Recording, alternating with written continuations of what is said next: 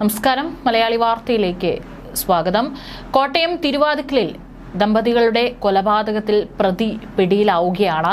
തുടക്കം മുതൽ തന്നെ പോലീസ് സംശയിച്ചിട്ടുണ്ടായിരുന്ന പ്രതിയായിരുന്നു അമിത് ഉറാങ് എന്ന് പറയുന്ന ഒരു യുവാവ്. കാരണം അവിടെ ഉണ്ടായിരുന്ന CCTV ദൃശ്യങ്ങളടക്കം പരിശോധിക്കുകയും നാട്ടുകാരിൽ ചിലരുടെ മൊഴിയടക്കം രേഖപ്പെടുത്തിയപ്പോൾ ഈ പറയുന്ന അമിത്തിന് ആ വീടുമായിട്ട് മുൻവൈരാഗ്യമുണ്ട് എന്നുള്ളത്. പക്ഷെ അതൊരു തൊഴിലാളിയാണ്. ഇത്രയും വലിയൊരു കൊലപാതകം, അത് അതിക്രൂരമായിട്ടുള്ള ഒരു കൊലപാതകം നടത്താൻ മാത്രം ഒരു വൈരാഗ്യം ഈ പ്രതിക്ക് ഉണ്ടായിരുന്നു എന്നുള്ളതാണ് പോലീസ് സംശയിക്കുന്നത്. ഏതായാലും പ്രതി പിടിയിലായിട്ടുണ്ട് എന്നുള്ള റിപ്പോർട്ടുകൾ പുറത്തു വന്നിട്ടുണ്ടായിരുന്നു. തൃശ്ശൂരിൽ നിന്നാണ് പിടിയിലാകുന്നത്. തെളിവുകളടക്കം അമിത്തിനെതിരെ പോലീസ് ശേഖരിച്ചു കഴിഞ്ഞിട്ടുണ്ട്. ഇനി ഇത് തന്നെയാണ്, കാരണം വേറെ മോഷണ ശ്രമങ്ങളൊന്നും വീട്ടിൽ നടന്നിട്ടില്ല. മറ്റു പണമോ അല്ലെങ്കിൽ സ്വർണമോ ഒന്നും തന്നെ അപഹരിച്ചിട്ടില്ല. അതുകൊണ്ട് ഇത് തന്നെയാണോ ആ പ്രതി കൊലപാതകം നടത്താനുള്ള കാരണം എന്നടക്കം പോലീസ് പരിശോധിക്കുന്നുണ്ട്.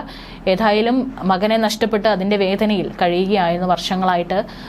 ഇപ്പോഴിതാ ആ രണ്ട് ദമ്പതികൾക്ക് വളരെ വലിയൊരു വീടാണ് അവിടെ അവർ മാത്രമായിരുന്നു താമസിച്ചിരുന്നത്. ഏക മകളായിട്ടുണ്ടായിരുന്ന മകൾ അമേരിക്കയിലാണ്. ആ മകളുടെ വിവാഹം കഴിഞ്ഞിട്ടും കുറച്ചു കാലം ആകുന്നതേയുള്ളൂ. ഏതായാലും പ്രതിയെ ഇനി കൂടുതൽ ചോദ്യം ചെയ്താൽ മാത്രമായിരിക്കും ഇത് തന്നെയാണോ കൊലപാതകത്തിന് പിന്നിലെ കാരണമെന്നും പ്രതിക്ക് മറ്റെന്തെങ്കിലും സഹായങ്ങൾ ആരുടെയെങ്കിലും ലഭിച്ചിട്ടുണ്ടോ, മറ്റെന്തെങ്കിലും ലക്ഷ്യമുണ്ടോ എന്നുള്ള കാര്യത്തിലൊക്കെ തന്നെ ഒരു കൃത്യമായിട്ടുള്ള ഒരു നിഗമനത്തിലേക്ക് എത്താനായിട്ട് പോലീസിനെ കൊണ്ട് സാധിക്കുകയുള്ളൂ. സമീപത്തെ CCTV ദൃശ്യങ്ങളിൽ നിന്നൊക്കെ തന്നെ ഇന്നലെ നിർണായകമായിട്ടുള്ള വിവരങ്ങളായിരുന്നു ലഭിച്ചിട്ടുണ്ടായിരുന്നത്. ഈ CCTV ദൃശ്യങ്ങൾ, വളരെ വലിയൊരു വീടാണ് ഈ പറയുന്ന വിജയകുമാറിന്റെ വീട് എന്ന് പറയുന്നത്. അതുകൊണ്ട് തന്നെ അവിടെ CCTV ദൃശ്യങ്ങളൊക്കെ തന്നെ, ഈ CCTV ദൃശ്യങ്ങളിലൂടെ അമിത് ഉറാങ് എന്ന് പറയുന്ന ഈ പ്രതിയാണ് നടന്നു പോകുന്നത്. വീടിന്റെ പരിസരത്തൂടെ കടന്നു പോകുന്ന ദൃശ്യങ്ങളൊക്കെ തന്നെ പുറത്തു വന്നിട്ടുണ്ടായിരുന്നു. ഇയാളാണെന്ന് പ്രത്യേകം പെട്ടെന്ന് മനസ്സിലാകാനുള്ള കാരണം എന്താണെന്ന് വെച്ചാൽ 3 വർഷത്തോളമായിട്ട് വിജയകുമാറിന്റെ വീട്ടിലും അതുപോലെ തന്നെ ഇന്ദ്രപ്രസ്ഥം എന്ന് പറയുന്ന അദ്ദേഹത്തിന്റെ ഓഡിറ്റോറിയത്തിലും ഹോട്ടലിലൊക്കെ തന്നെ ജോലി ചെയ്യുന്ന ഒരു വ്യക്തിയാണ് അമിത് ഉറാങ്. അതുകൊണ്ട് തന്നെ CCTV ദൃശ്യങ്ങൾ കണ്ടപ്പോൾ പെട്ടെന്ന് പ്രതിയെ തിരിച്ചറിയാനായിട്ടും പോലീസിനെ കൊണ്ട് സാധിച്ചു. മാത്രമല്ല ഈ വിജയകുമാർ പരാതി നൽകിയിട്ടുണ്ടായിരുന്നു. അതിനനുസരിച്ച് ഇയാൾ ജയിലിലുമായിരുന്നു. അതുകൊണ്ടും സാഹചര്യ തെളിവുകളൊക്കെ തന്നെ അമിത് ഉറാങ്ങിന്റെ എതിരായതുകൊണ്ട് തന്നെയായിരുന്നു പ്രതി അമിത് ഉറാങ് ആണെന്ന നിഗമനത്തിലേക്ക് പോലീസ് എത്തിയത്.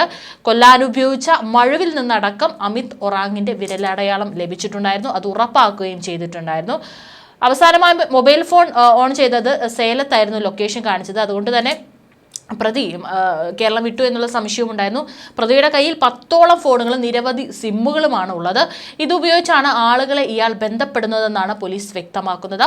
കോട്ടയം ഇന്ദ്രപ്രസ്ഥം ഓഡിറ്റോറിയം ഉടമ തിരുവാതിക്കൽ ശ്രീവത്സം വീട്ടിൽ TK വിജയകുമാർ 64 വയസ്സ്, ഡോക്ടർ മീര ഭാര്യ 60 വയസ്സ് എന്നിവരായിരുന്നു കഴിഞ്ഞ ദിവസം വീടിനുള്ളിൽ അതിക്രൂരമായി തന്നെ കൊല്ലപ്പെട്ട നിലയിൽ കണ്ടെത്തിയത്.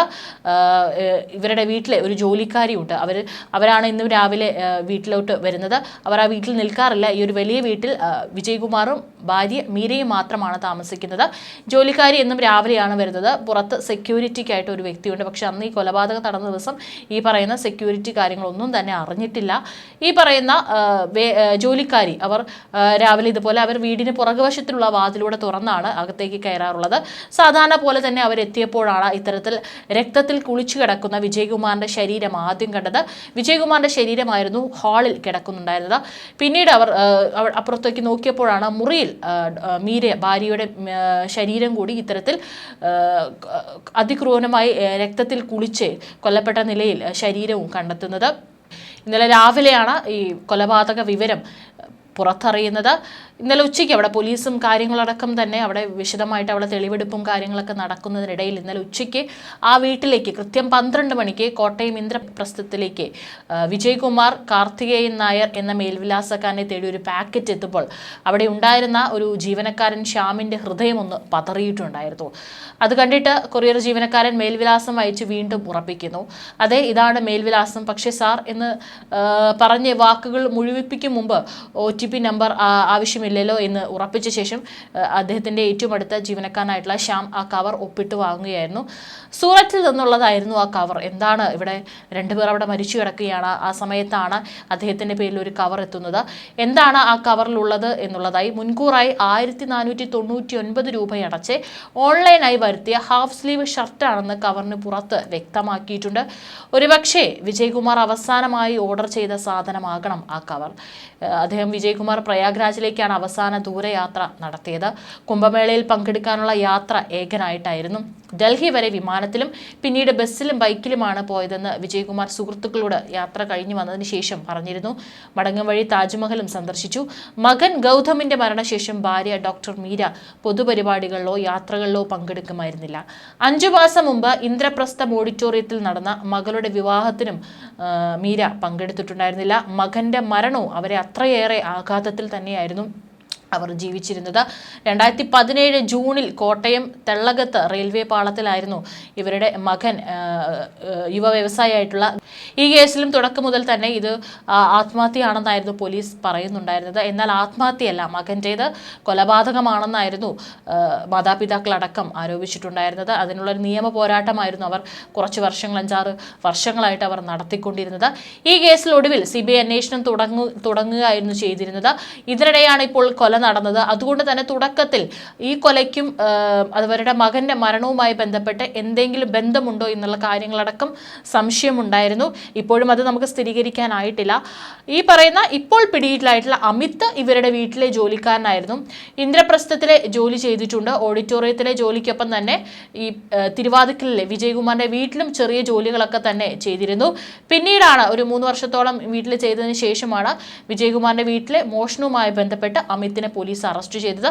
2024 വിജയകുമാറിന്റെ മൊബൈൽ അമിത് മോഷ്ടിച്ചിരുന്നത്. തുടർന്ന് ഓൺലൈൻ ബാങ്കിംഗ് വഴി പണം അപഹരിച്ച സംഭവത്തിലും അമിതിനെതിരെ വിജയകുമാർ പോലീസിൽ പരാതിപ്പെട്ടു. പിന്നാലെയാണ് അമിത് ശിക്ഷിക്കപ്പെട്ട് കോട്ടയം ജില്ലാ ജയിലിലേക്ക് മാറ്റിയത്. ഈ മാസമായിരുന്നു അമിത് ശിക്ഷ പൂർത്തിയാക്കി ജയിലിൽ നിന്ന് പുറത്തിറങ്ങിയത്. പിന്നീടാണ് തിരുവാതിക്കലെ വീട്ടിലെത്തി വിജയകുമാറിനെയും ഭാര്യ മീരയെയും ഭീഷണിപ്പെടുത്തിയതായി പറയുന്നത്. ദമ്പതികൾക്ക് നേരെ അമിത് വധഭീഷണി മുഴക്കുന്നത് അടുത്തുള്ള വീട്ടുകാർ ദൃക്സാക്ഷികളാണ്. അന്ന് മോഷണക്കേസിൽ പിടിയിലാകുന്ന സമയത്ത് പോലീസ് അമിത്തിന്റെ വിരലടയാളം അടക്കം ശേഖരിച്ചിരുന്നു.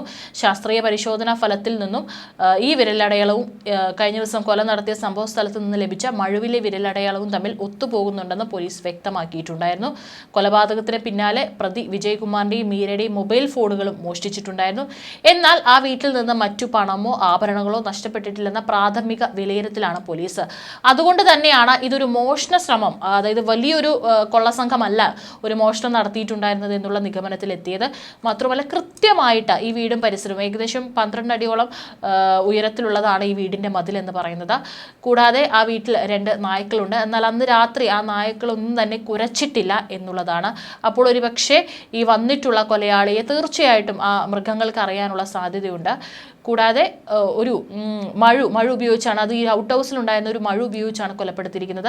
അപ്പോൾ ആ ഒരു ഔട്ട് ഹൗസിൽ കൃത്യമായിട്ടും ഇത്തരത്തിലുള്ള ഈ ഒരു മാരകമായിട്ടുള്ള ഈ ഒരു ആയുധം അവിടെ ഉണ്ടാകാം എന്നുള്ളതിനെ കുറിച്ചും ധാരണയുള്ള ഒരു വ്യക്തി തന്നെയാണ് കൊലപാതകം നടത്തിയിരിക്കുന്നത് എന്നുള്ളത് പോലീസ് പറയുന്നുണ്ടായിരുന്നു. കോട്ടയം ജില്ലാ ജയിലിലെ അമിത്തിന്റെ പരിചയക്കാരെയൊക്കെ തന്നെ കേന്ദ്രീകരിച്ചും കഴിഞ്ഞ ദിവസം പോലീസ് അന്വേഷണം നടത്തുന്നുണ്ടായിരുന്നു. റെയിൽവേ സ്റ്റേഷനിലെ CCTV ദൃശ്യങ്ങളും പോലീസ് പരിശോധിച്ചിട്ടുണ്ടായിരുന്നു.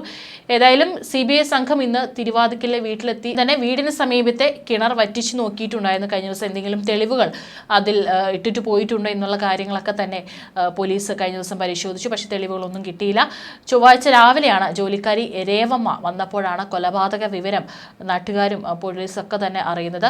കേൾവി പരിമിതിയുള്ള തോട്ടക്കാരൻ ബോണ്ട് രാജ് ഔട്ട് ഹൗസിൽ ഉണ്ടായിരുന്നെങ്കിലും വിവരം അറിഞ്ഞിരുന്നില്ല. തിങ്കളാഴ്ച രാത്രി 12:30-1 ഇടയിലാണ് കൊല നടന്നതെന്നാണ് വിലയിരുത്തൽ. ഏതായാലും വിജയകുമാർ നടത്തിയ അവസാന യാത്ര പ്രയാഗ്രാജിലേക്കായിരുന്നു. അന്ന് അവിടെ ഒറ്റയ്ക്കായിരുന്നു യാത്ര നടത്തിയിട്ടുണ്ടായിരുന്നത്.